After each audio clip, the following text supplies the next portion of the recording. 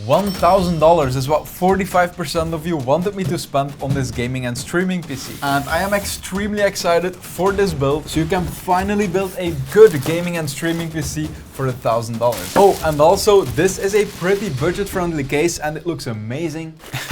I bought a tiny electric screwdriver. I really wonder if this is gonna help me with the build. It was less than $20. I will link it in the description in case you are interested. So I'm gonna show you how to install all of this stuff in the PC. I will give you some cheaper and more expensive alternatives. Then I'm gonna show you how to set up the PC and remove the Windows 10 watermark for very cheap at yoursiddiqui.com. And finally we will test the PC in some games. Now I found a motherboard that will look absolutely amazing in this build. However, it doesn't look as amazing as the main sponsor of today's video, which is Owned. Owned.tv offers beautiful animated overlays that will make your stream look better in no time. Whether you want a Christmas theme for the coming holidays, an officially licensed Call of Duty Warzone theme, or any other style from their huge library of completely animated overlay packs, they have it all and they are optimized for Twitch and YouTube streaming. Besides overlays, their best-selling services are the two emote makers, which will let you create static or animated emotes for your stream. If you want to get your own graphics, go to owned.gg/tvn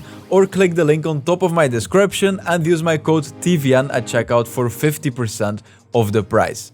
Now, I've been looking around for a lot of different motherboards on Amazon, and in the end, a lot of the times it comes down to finding the best current deal. This is especially true for the graphics card. I'm gonna go into that later. But the reason I'm so excited about this motherboard is that there's not any part of it that doesn't look good. It is pretty much completely black, and the specific reason that I chose for this kind of look is that with a budget build like this, not that $1,000 is a low budget for a PC, $1,000 is not enough to start adding RGB fans and RGB strips. We don't have a budget to spend on that. So since this case is white around the edges and then completely dark on the inside, besides from this white strip, all these PC parts being black, including the complete motherboard being black, will make this build look very high-end and very clean. The motherboard also has a very clean heatsink for the SSD that we're gonna install. Ah, this is amazing. And the SSD I went for is a 1TB 970 Evo Plus. So this is an NVMe SSD. They are extremely fast. It is not the fastest one out there. However, you will never need something faster than this for normal PC use and gaming and stuff. By the way, I spent $134 on the motherboard. It is the MSI B550A Pro, and this 1TB NVMe drive costed $99. Now you need to push it in a bit tilted like this. You shouldn't take it like this and then try to push it in. Just a bit tilted. Then you push this down. Now we can attach one of the screws. Let's be very gentle. And then now we can drop on the heatsink and then attach both screws again. Now, the next thing I want to drop in is the CPU. It is a Ryzen 5 5600X. It has 6 cores and is going to be more than enough for what we need it to do. Now, before you take the CPU out of this plastic, make sure that you push this lever to the side, then pull it up. This way, once you take the CPU out of the plastic here, you can immediately drop it in. Then you should find the little arrow in one corner of the CPU. You look for the same arrow on one side of the CPU socket on the motherboard. Then you align those two and then you just drop the CPU in, push the lever down again and then lock it in. Now the next thing we need to do is add our CPU cooler. Luckily for us, since this is a build on a budget, the cooler that comes with the CPU with the Ryzen 5 is extremely decent. Extremely decent. That's a word you use when you have no budget left and you just want to convince yourself that what you're using is good. No, I'm just kidding. The cooler is actually good. As long as you're not gonna do extreme overclocking, you're never gonna need another one. Now, we need to remove these two pieces of plastic on the side of the CPU socket. And the CPU cooler also has thermal paste pre-applied, so you don't need to put thermal paste on the CPU. You do not need to worry about how much to put on it. It's already pre-applied. You just drop the screws on top of the holes. And I'm scared to do it with the drill. So I'm gonna take a screwdriver for a second so I don't make these too tight. You kind of feel when you need to stop, like right now it's giving some resistance. You don't need to overdo it. As soon as you feel it pushing back, you just stop. Make sure you do this in a diagonal pattern. Now, once we add this board to the PC, it's gonna be like this. The graphics card on the bottom, CPU on the top. So this AMD logo is on the side. Now, if you want to be able to turn this around, then the best thing is to take it off the motherboard. And then on the back behind the AMD logo, you will be able to see two screws. And if you remove those, you will be able to take off the top. And instead of turning it a quarter and then clicking it on again, you need to screw off this whole top here, turn that. So I just removed all of the screws now. Now I can just lift it up, turn it around. So I just attached all 4 screws again. So now I can take the top cap again, push it on and make sure it clicks, which isn't that easy. There we go. So then the final thing is reattaching the 2 screws behind the logo here, and then we can reattach this to the motherboard. And there we go. It was a lot of work, but it does look much cleaner now. So then on top of the motherboard, you will see a connector that says CPU fan. So we can take the cable from the fan and then connect it to that. By the way, if I didn't mention this yet, the price of the CPU was $199. I looked on Amazon a few hours ago and I think right now it's $192. So this happens a lot with PC parts on Amazon. The prices are constantly fluctuating, especially with the GPU. So I'm gonna go into how to find a pretty good deal on a GPU once we install it in the case. The last thing we need to install on this motherboard before putting it into the case are these 2 memory sticks. They are 8 GB each and that will be enough for most things. Now, depending on the use case, you might want to upgrade to 32 GB in the future if you are running a lot of stuff at the same time, or especially if you are editing on the PC. I have 64 GB in my main system, however that's primarily for DaVinci Resolve, but if you need more memory you can always add 2 extra sticks. And pay attention to the placement of the sticks, because if you are using 2 sticks you need to use the first and then the third. As I said in the beginning, this board is completely black, the components are 2, so I think that will look extremely clean in the back of this case. The price of the memory, by the way, was $60. We are pretty lucky that all the PC prices, have dropped and are pretty normal now, because we've had this whole thing with the GPUs being very expensive, of course, and a while before that memory was extremely expensive. So the case comes pre-installed with 2 fans, one here in the front and then one on the back. And since the front of the case is pretty much completely open, there's gonna be a lot of air intake, and this means the airflow of the case is probably gonna be very good. Now, before we install the motherboard inside of the case, it's best that we install this back panel first, because otherwise that's going to be quite the hassle. And you have to do this from inside. So once positioned correctly, you just push until it clicks. There we go. Man, this is not easy. So next I'm gonna install the motherboard on the inside, then we're gonna install the power supply here and the GPU. This should be pretty quick. Now you can't really mess up this part, it just fits the case. By the way, the look of this PC is turning out as I expected. This is an amazing build to make yourself if your budget is around $1,000. And when I'm going over the GPU, I will give some other options, because the GPU will be the main part that you're kinda switching around in this build. As I said before, you just find the holes and you put a screw in them. And then the next thing we can install is the power supply, which is gonna be from the side here and from the back. By the way, the price of this case is $89. There are cheaper cases, however, for a $1,000 build. My opinion is that the case should also at least be decent, and besides having good airflow and like good build quality, also look good. You shouldn't start spending $150 or $200 on a crazy RGB case, but $89 for a $1,000 build, I don't think that's over the top. Now, as a power supply, I took a 750 watts. I know I'm gonna get some comments that this build doesn't need it. I could have gone with 500 or 650. However, this build is pretty future-proof in terms of upgrades. If I took a 500 watts GPU and then the 40 series cards came out, you wouldn't be able to use one of those cards in this build, and you would have to upgrade your power supply, and besides that being a big hassle with all the cables, etc. that you need to reroute. Now, when I built my first PCs back in the day, I still remember me squeezing every little thing out of my budget that I could, and I did cut myself short by choosing parts that weren't very upgradable, but I didn't care about it because I wanted the best I could get at that time. And then in the future I planned on building a whole new PC. If that's the case for you, you could take a 500 watts power supply for the GPU that we chose now. However, I would take 750. And if you want a really strong graphics card in the future, you might take 850, because the 40 series cards, they are drawing a lot of power. Now, this power supply is completely modular, and this means that we're only going to use the cables that we need, and we're not going to have a bunch of cables here to stuff away that we're not using. So you install the power supply with the vent on the bottom. As you can see on the bottom of this case, there are vents right there, and this case also allows you to take it out, to take off the dust, and then just shove it back in. This is also something you don't get with budget cases. Now, attaching the power supply is very easy. It comes with 4 screws, and once you line it correctly on the inside,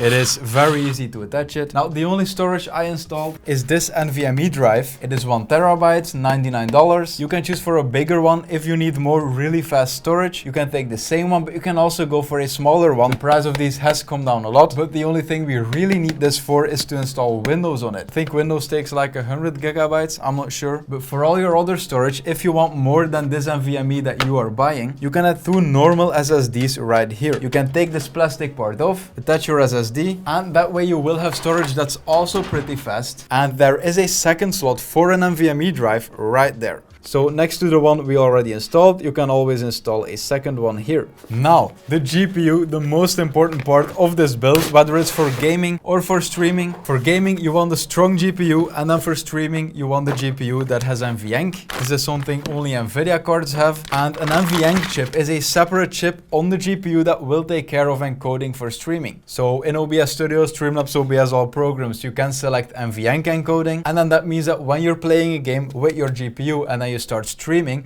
you will see a very minor hit to your gaming performance because the separate chip on this GPU will be doing the encoding. So the biggest difference when you press start streaming will be on your CPU instead of your GPU. Now, installing a GPU is very easy. You take off this protective thing, you push back the lever of the PCIe lane that's on the top, and then before being able to install your graphics card here, we need to make sure that it has room on the back. So installing the GPU here will make it so it needs space on the third and the second position here, and you can just screw those off. Now make sure you keep these screws because these things don't get destroyed when you take them out. You can always put them back into place and screw them in. There is an extra plate on the back next to the ones we removed. So if you remove that plate, then you will have more room to wiggle around with the GPU. And then now that the side panel has been removed, we can push the GPU in very easily. It will just fit, and then when we push till it clicks, it will be locked in place. And then if you're building one yourself, please don't forget to put in a screw on the back. So previously I said to keep this back panel here and then the screw for later, but you're gonna need the screw right now because instead of connecting the back panel to the case, you can now use the screw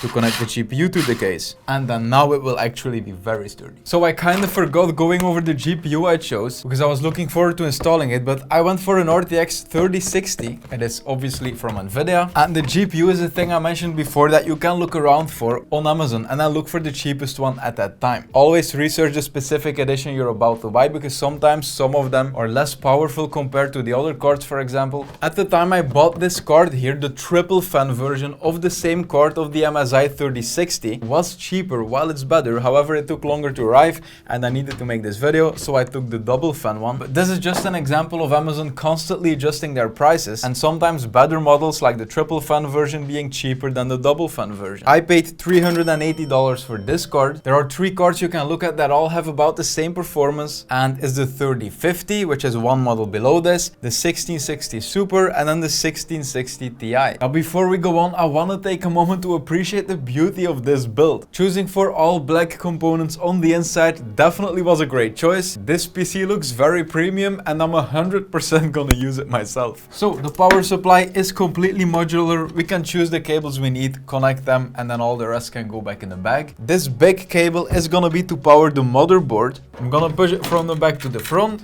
and then I can easily plug it in. Then you will find the cable that says CPU. Let's also push that to the front and then connect it to the motherboard. Now this white kind of divider in the case also allows for really clean cable management. As you can see, it hides the cable really well. And then on the top left corner of the motherboard is where I plugged in my CPU cable right there. And then the last cable is for the graphics card. That cable will say PCIe, and there are 8 holes in this connector. So you're gonna have to hold the 6-pin connector and the 2-pin connector together and then push it in that way. We're gonna route this whole cable to the back and try to hide it as well as we can. And then now I can connect all of these cables here to the power supply. Now, as I said in the beginning, the case wasn't really cheap, but it is quality because look at this. It has this big plastic lane that's perfect for your cables. Same here on the top right, you can literally push the CPU cable under this and then it just stays in place. Now besides all the motherboard cables, there were a bunch of cables hanging out of the back here. And I just connected all of them around the motherboard. You can see one there in the corner on the bottom left. Then those 2 on the bottom right. The one on the right said panel. I also had to manually connect that fan there and then the front fan. Both of them go on the top right of the motherboard right there. And then under the motherboard connector, I had to connect a USB cable. So I'm gonna do a hopefully very satisfying peel. Oh man, this is tight. That was definitely not satisfying. Very low quality peel. Try the other side. So I'm gonna put on this tempered glass, click it in, and then tighten the screw. So I created a Windows 10 installation media. I installed it to this USB drive. I'm gonna plug in this USB in the PC. Let's turn it on. There we go. I can barely hear it, so that's a very good sign. And let's hope something shows up on the screen. And it seems like the Windows installation is working. I'm quickly gonna install it. Now they ask us to put in a key. I'm not gonna do it yet. I'm gonna show you a cheap website after this. So I'm gonna choose I don't have a key now. We will activate Windows 10 Pro later. And then here we can see almost 1 terabyte unallocated space. We can click on next. And that is the SSD we installed before. Now the first thing I usually do when I record videos and I use a PC is going to the taskbar settings and I'm making it disappear so I get more screen estate. As you can see, we need to activate Windows first, and this part of the video is sponsored by a key website, vipyourcdkey.com. Now I have used this website before for my second PC that's over there, and the price here for Windows 10 Pro is only $19. Oh, and apparently there is a discount, so I'm gonna copy the code. Let's click on buy now. I'm gonna paste the promo code, click apply, and boom, only $15. This is super useful for any PC builder. You will also get a watermark if you don't upgrade the PC, so that's really annoying. If you build a $1,000 gaming and streaming PC, I think you should activate Windows. So I just paid for the key, and then now I can see view keys and codes here. And this should be a working activation key, so let's copy it. And then you just click on your Windows icon, you type activation settings, then change product key, and then this key should work. So let's click on next and let's see. Activate Windows. By activating, you get the best experience. Boom, activate. And boom, Windows is activated. I can now right click on the taskbar and then access all these settings. And there won't be a watermark appearing right here in the corner in the future. Now, if you want a Windows key for yourself, I will link to it in the description. Now, when you finish building a PC like right now, you probably want to install your game and then start testing it, but we need to install some drivers first. So you take a look at the motherboard you bought, in this case MSI B550A Pro, and then you just go to drivers. And for pretty much every motherboard, there will be a page like this where you can go to drivers on the page itself. You can select your operating system. Windows 10 64 bits is what I bought. So the chipset drivers is for the chipset of the motherboard. Then we have audio drivers, LAN drivers for internet. So I am going to be installing all these drivers, and then after that we need to install the most important one of them all, the GPU driver. So you can just look for NVIDIA drivers, select your product. We have a 3060, so 30 series, RTX 3060, and then boom, we can download this. Now the GPU driver has been installed, but something really important, if you build a new PC, you should press Ctrl Alt Escape on your keyboard, then go to performance, and then under memory you will see that the speed that it's currently running at will probably not be the correct speed of your memory sticks. So in order to fix this, you need to restart your PC and then keep pressing delete and F2. One of them will trigger the BIOS settings, so I'm gonna keep spamming it.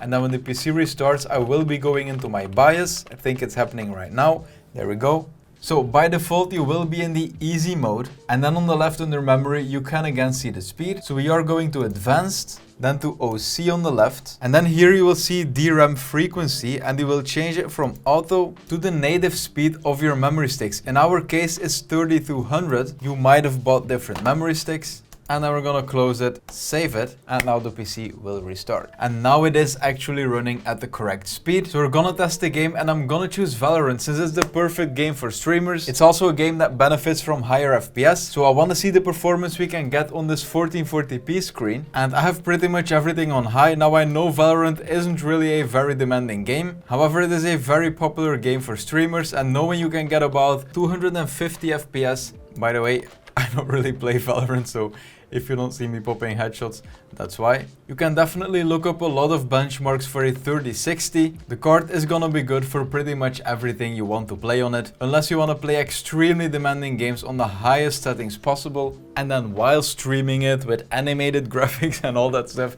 you might run into some trouble then. But if you want to game in 1440p and then optionally also stream it, you will definitely don't have any trouble. And for the last time, look at this PC. It's pretty quiet. It's extremely aesthetically pleasing. I am really happy with this build. I am going to use this PC in a white themed gaming and streaming setup I'm building. I will post it on the channel in a few weeks, so if you want to see that, you can subscribe. And in the meantime, you can also visit this playlist because there's a bunch of setups there. Or YouTube probably knows you better and knows that this video will look pretty interesting to you. Thank you so much for watching this video. Links to everything I mentioned will be in the description, and I will see you in the next video. Have a nice day.